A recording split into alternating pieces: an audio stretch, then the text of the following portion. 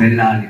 అప్పుడే ఆ గురి గమ్యం మార్గం తెలిసినప్పుడే ఏదైనా ఒక కార్యం సఫలం అవుతుంది.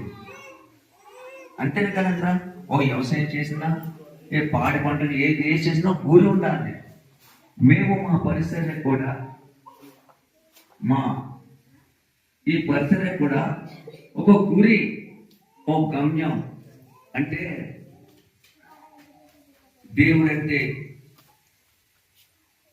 తెలియని ప్రజలకు, దేవుడు అంటే తెలిసి తెలియని కూడా రకరకాలుగా శిరు సమాసంతో జీవితాలు పాలు చేసుకున్న వరకు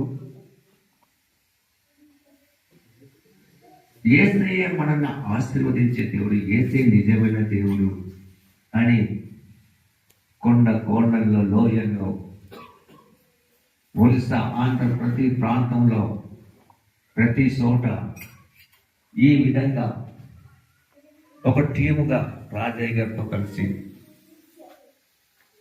ఇంకొక జానయ్య గారు ఉన్నారు, వాళ్ళతో కలిసి, ఇంకా మాకు శుభోదయ గారు, మోసే, సిన్నరాజ, పాలు, అనేక మంది ఒక టీంగా ఏర్పరచుకొని ఆ ప్రాణులకు ఒక గురి, ఒక గమ్యం ఏర్పరచుకొని సువార్త మానవం తెలియజెప్పు, ఈ సమయంలో తెలియజెప్తూ మేము ప్రయాణిస్తూ ఉంటాం. అందుకే మన జీవితంలో, ప్రతి ఒక్కరి జీవితంలో నాన్న ఏ పరిస్థితిలో గురి కలిగి ముందుకెళ్ళాలి. ఎటు ఉండాలి మనకు? ఎటు ఉండాలి? గురి ఉన్నప్పుడు విజయం పొందుకుంటాం. గురి లేకుండా ఏ పని కూడా చేయకూడదు.